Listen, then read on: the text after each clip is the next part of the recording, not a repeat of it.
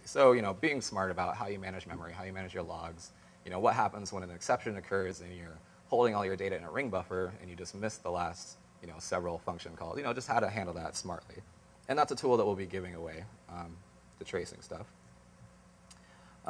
This is kind of the interface you can launch from within the program that I'm about to show you that allows you to just run the traces dynamically, collect all that data, push it back into the program. And like I said, the speed advantage. I mentioned Process Stalker just because it's something I actually helped work on a long time ago. But it's a debug engine based. Anything that's debug engine based. I was doing a very non-scientific benchmark, just doing several iterations over a zip compression algorithm. And it just shows you that, in this specific instance, it was about 12 times faster, just compressing the same file about 100 times. And so the final process is ultimately to select the functions for your attack surface, calculate the reachability in this UI, and rank those traces. And I think we're about ready for a demo here.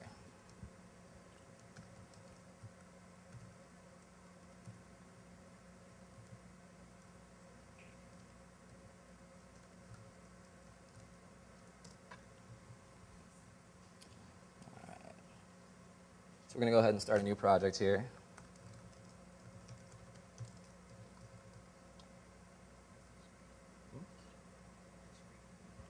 Aha.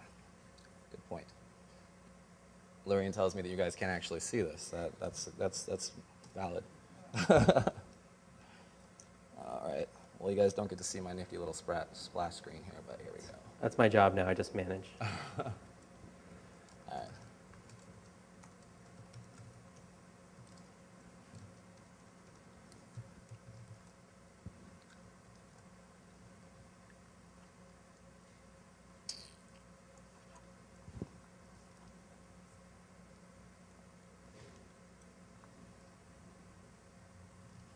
All right. Oh, this is going to be difficult. Okay. I didn't actually expect for this not to be mirrored, but okay. So we've got a new project, and what we're looking for is that 7-zip module, which we have here. So it detects whether or not there's been a database already accumulated by CODIS or exported from IDA. And so just to be time efficient, we'll do that. And actually, let's go ahead and load some traces so I can show you the full functionality here.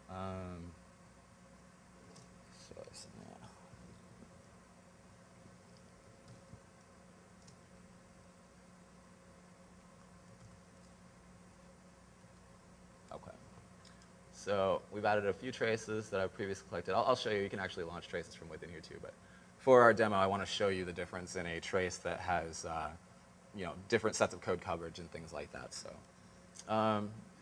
So we have our module here. And okay. So there's some configurability in my graph setup here. This is an open source control that does the actual rendering. Everything else is code that I've written. So let's see. We're going to start with this. Okay. So we're going to be interested in things like does this program have a reference to read file in it, right? So let's go find out if there's a reference to read file.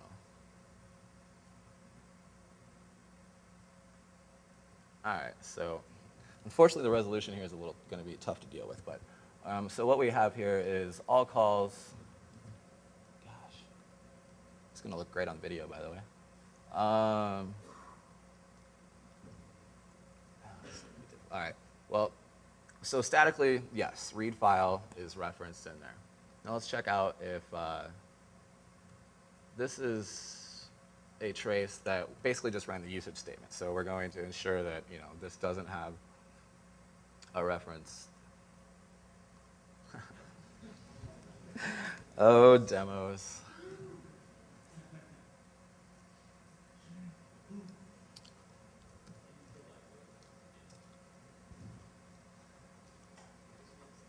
Woo!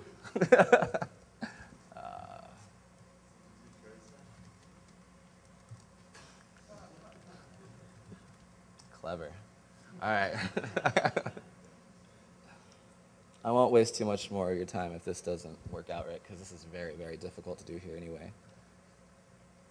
But this is the easy-to-use interface that allows you to go ahead and add modules, traces, compare them. I just want to do this one more time so I can show you the ranking. That's mostly one of the important parts.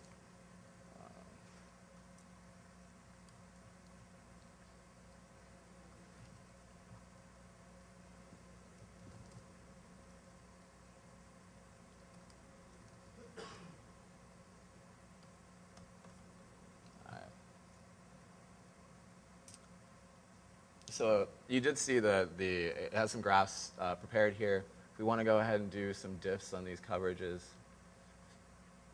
you can see that these two actually are kind of both the same execution. They're just like a usage statement. This one is zipping a file using the compression program. And so you can see here that this would be the location where you would say, out of that attack surface, I'm not sure if I showed you that part yet. So out of this attack surface,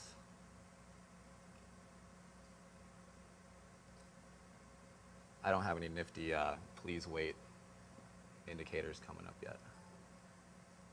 Oh, this is why. So when you select attack surface, it asks you which functions you're interested in. And so these are just kind of standard set of Windows APIs. Go ahead and open that. All right, so now we can see, let's see here. Why is this not? Gosh, I really can't see that too well.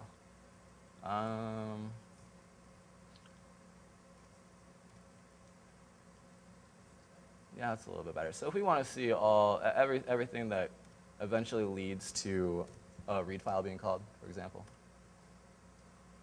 Sorry. Callers is what we're looking for. Then you can look at your trace file here. If you want to overlay that trace with some of this runtime data, so we're curious what exactly in this program was touched after that read file was executed. This will take just a second. How are we doing on time since I crashed there? Okay, so now you can see that static attack surface graph, which showed all calls that would reach read file, these are the blocks that were executed during the execution of the program that led to or from any other function that was touching read file. So essentially, this is the expanded attack surface of the program after you have taken into account the runtime data, the indirect calls, things like that. So you're going to use this data, once again, to select which one of these files, of course we can, here, let's do this real quick. We can go ahead and run a bunch more. Oh, first I got to do this. I got to add some input files that we're interested in. So, all right, so we've got some input files. Then when we go ahead and run those, and this is going to run via pin using my plugin here.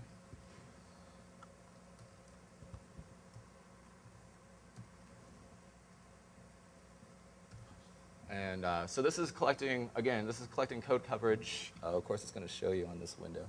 It's launching it and running it on this window and not going to allow me to interact with it, I don't think. Yeah, you can see it running. So it's throwing those up. You can actually determine, or you can decide whether or not you want to hide that in the background or not. Just for the demo, I thought you guys might want to see it. So it's running these traces. It'll finish up here in just a moment. It's actually quite fast, which is why I wanted to show you. But OK, so it's ran all those. And now we have these added here. And if we did another trace ranking, those would show up to basically be nothing because they're just an empty zip file. But from here, we will go jump back in because at this point you would select one of those traces.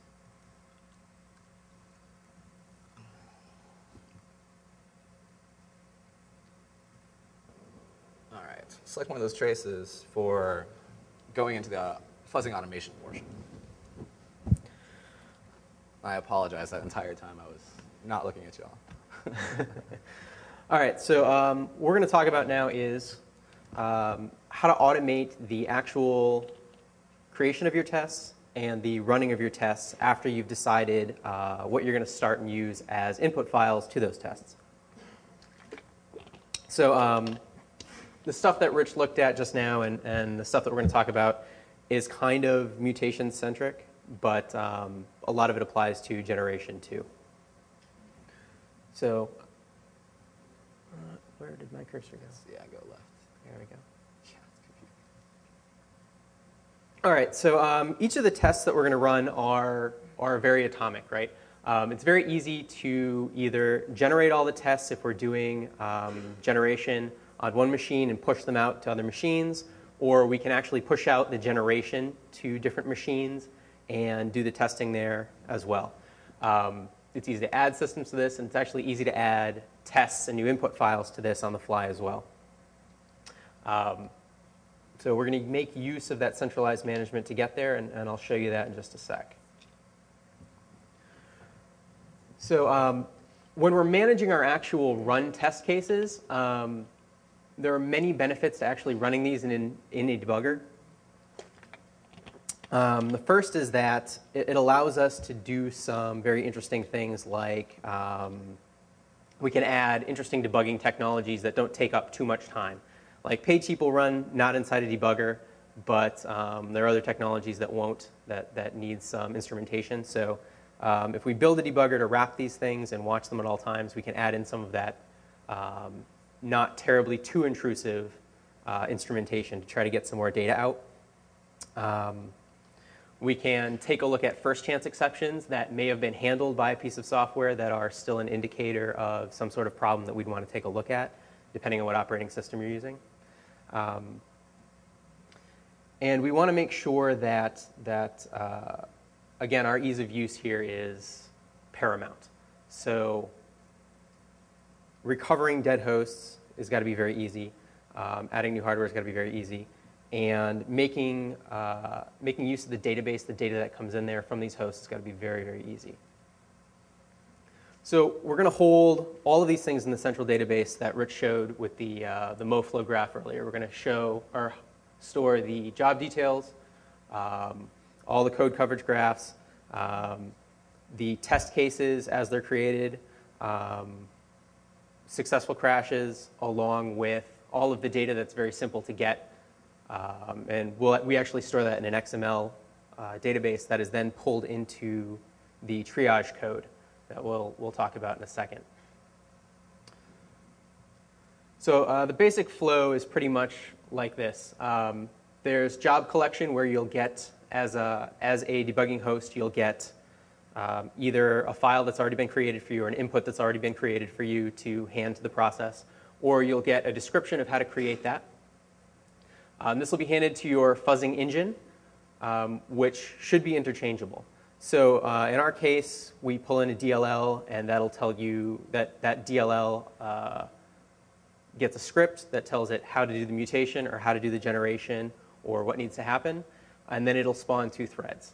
One is going to be the debugging test thread, which is watched with the debug extension stuff, and another is going to be a CPU monitor to decide when we're done looking at this thing. And in the case of a crash, we're going to do our data collection using our CODIS disassembly and basic Windows debug extensions. And then we're going to report that back to the database using a simple curl line. It just goes to a web interface to the database, stores it all up there, and it'll show it to you later. So what kind of data are we going to gather here? We absolutely, absolutely, absolutely must store enough data to bucket our crashes. People have talked about bucketing before. It is not an option. It is absolutely necessary. Okay? Secondarily, we need to be able to have some sort of categorization for that bug. Where did it crash? What did it look like? Is it a write violation or a read? And what does the block of code look like around it? If I have a read violation, that might not be very interesting, but it's a read violation that I'm then going into an object and pulling out a function pointer and making use of that. It's probably used after free, and I really want to know that. So I want to be able to see the whole block, not just where it crashed. And we're going to store everything that we